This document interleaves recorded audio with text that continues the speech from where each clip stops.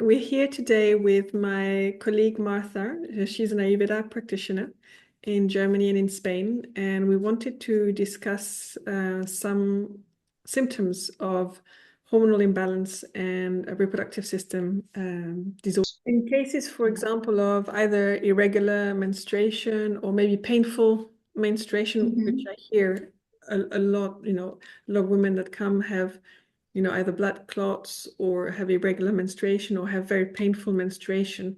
What are the typical treatments, for example, or maybe, the treatments and maybe the causes as well that you find are most common?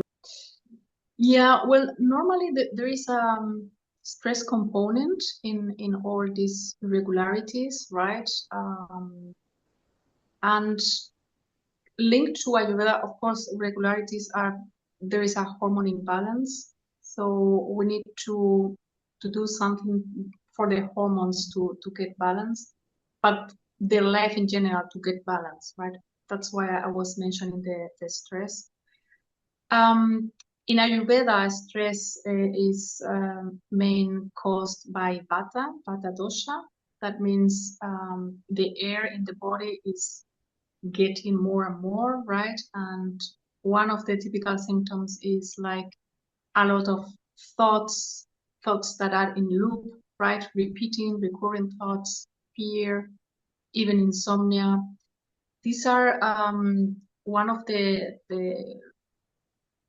main things we see, but of course, irregularities, if there is like no menstruation, it can be associated like a lot of bloating in the stomach, constipation as well. If the menstruation is very abundant, then there could be all the way around more diarrhea, right?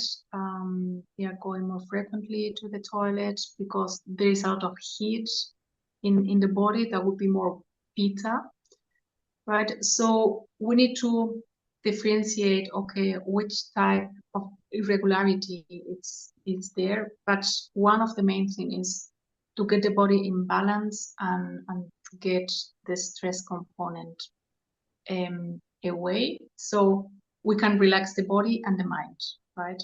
Both.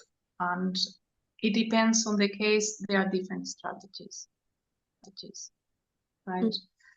So, for example, for a Vata, so like more air, like recurring thoughts, like kind of stop thinking. We need to go down with the activities in the day because there are people that want to do like 20 things in one day.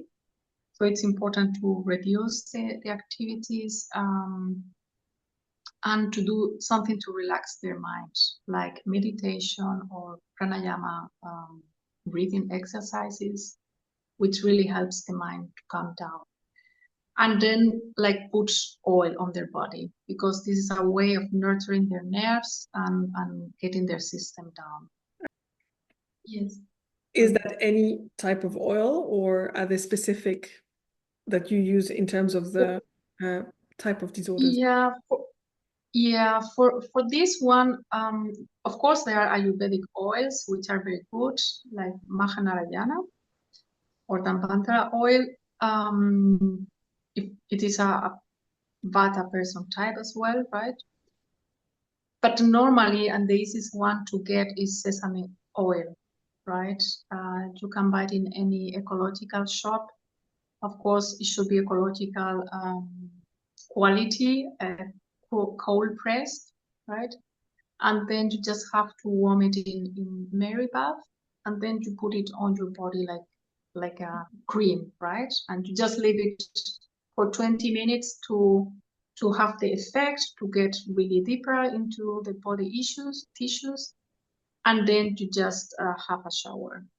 This is like a very relaxing for the body and even for the mind. If you put some oil here on the forehead for 20 minutes, that can be very relaxing as well. So the first thing we need is the system to get it down. Because for Vata type people, it's like they are like very nervous. There is like an inner nervosity all the time. And this is very effective to reduce this nervosity. Mm. And how long would it take then to treat a typical irregular menstruation or loss of menstruation? Yeah, it really depends on the case. Um, the minimum, it's like 3 months, right? This is the time that the body needs to regenerate, to create the ovum, like from the very beginning, right? I mean, it's every month, of course, but the effects can be seen in 3 months.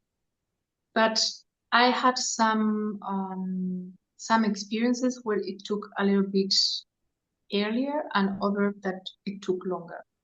So it really depends on the severity and if there are other causes, right? If it's just a pure stress thing, um, taking some lifestyles measures like these, like reducing the social activities or the activities in general, as I said, saying no, like to put boundaries is a very important thing too, like having enough rest.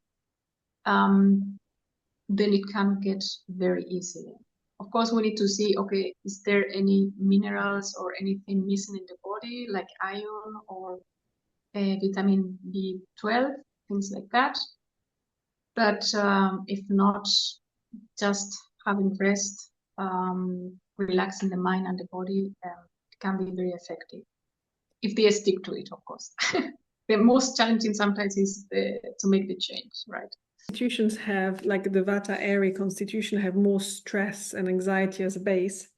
If they are required Yes. through Ayurveda for our treatments, for example, to change a lot of things, for example, change their diets, take herbs on a regular basis, which may add some pressure, I have found with some patients, because they're irregular anyway, so they don't take the herbs that regularly, and it's difficult for them to have stamina Yes. to continue the treatment on a long term. So what's your approach with those patients who have very sort of little organization and also not the will maybe to change everything, because this may cause even more Yeah. stress? How would you approach such a patient that comes to you? Yeah, that's a very good point because these patients love irregularity in general, right? Like even their diet pattern is very regular. Like some days I eat at 10, some other days my lunch is at 4, the next day is at 12. So I try to pick like 2 or 3 things, no more than that, that really are going to have an impact. And one of them is, okay, you need to be regular at least with your meals. Because if you have regularity with this, then you will have more regularity in general for your life, right? For your body. But I try not to give them like a whole list of things they could do because I know they are not going to be compliant, and then Ayurveda at the end of the day it doesn't work. So it's better to pick 1 or 2 and even to be open with them and ask them, okay, what do you think you can be compliant with, right? Because okay, let's start what you can do, you can integrate. This is very important. And to be open and say, okay, if you don't do these 2 things, then it's going to be very, very difficult. So to make them aware as well. Hmm. Yeah. Does it mean that they have to stop completely some foods sometimes? Because I see that this is a concern for some patient coming about don't Mm. coffee away. So how do you work with that when something is don't take my dark chocolate away, don't take my coffee away, don't take my this away? How do you work Yeah, I with know. patients to get through them that there will be something left, with so much in this environment and with information is don't eat gluten, don't eat lactose, don't, and there's nothing left other than superfoods. So And I nothing. hear about your how do you approach this with some patients? Yeah, no, in those cases, what I do is, I mean, any prohibition, it's like an invitation to do it, right? So if you're prohibiting something like no go, then they will get anxious. And especially these patients get very easily anxious, like, no, I cannot do this, I cannot, and then they cannot stop thinking of that. So I'm not going to feed these kind of thoughts. What I do in these kind of patients, I just say, okay, please reduce. So please be aware of this, or please try 1 week or 2 days, or do it in alternate days, right? The main thing is, okay, you should still enjoy life, right? So at least 80% of your time you are sticking to this, and then 20% do whatever you want, right? I mean, in measure, right? But if you are like very strict, I know they are going to follow it for 1 week and then they will go back to the old habits, and this is what we want to avoid, right? But prohibition of, and what I say sometimes, just try and see what happens when you stop doing this, or you reduce the amount, right? See how your body, and try them to make them more aware of their own body, to get more connected, because at the end of the day your body tells you, okay, this is good for you, or it's not good for you. So this is important. And sometimes even if they see on the list, okay, oh, I shouldn't be eating tomatoes, I just put, or in Vata case, right, they are, it's not very good for them to take anything which is bloating, right? Because they have already a lot of air in their system. I just tell me, okay, just try and see what happens with you. Try to connect, and or maybe they have some intolerance to a specific thing, and even it says, oh, this is good for you, well, your body will tell you. So I try to make them aware as well. In the case of, so still the Vata type, as we are on this subject, Yes. typical symptoms and overthinking and bloating, insomnia, constipation, amenorrhea, dryness of skin, lips, everything. And there is a big part you mentioned is linked to the anxiety. What do you start with if you want to work with anxiety? Do you work on the diet that's going to help, or do you also have some sort of practices of the mind or ways of talking to them to like, how do you approach so that the mind also sets the nervousness? Like, how do you investigate that part that is also, it could come from some also past trauma, this Vata aggravation, not necessarily just a diet, or so how do you not put too much added pressure and help relieve from the root cause?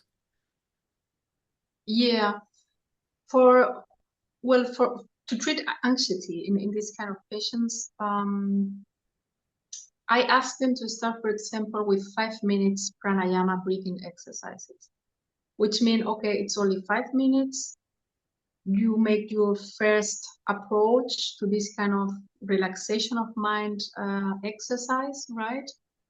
And you are more conscious about your body, right? And then you can increase the time. Because if you ask them, okay, do a meditation, because sometimes they think, okay, meditation is half an hour not to think about anything. But And for Vata, so crazy, right? it's difficult to even sit 5 minutes. So exactly. So I mean, I try to bring them or to start from the point where they are, right? So I start with very easy things, so they start like experiencing with these techniques, and then they can gradually like increase them. But of course, it's a combination of diet as well, right? Because the diet can make the body to be a little bit heavier to reduce the air, and this calms the mind.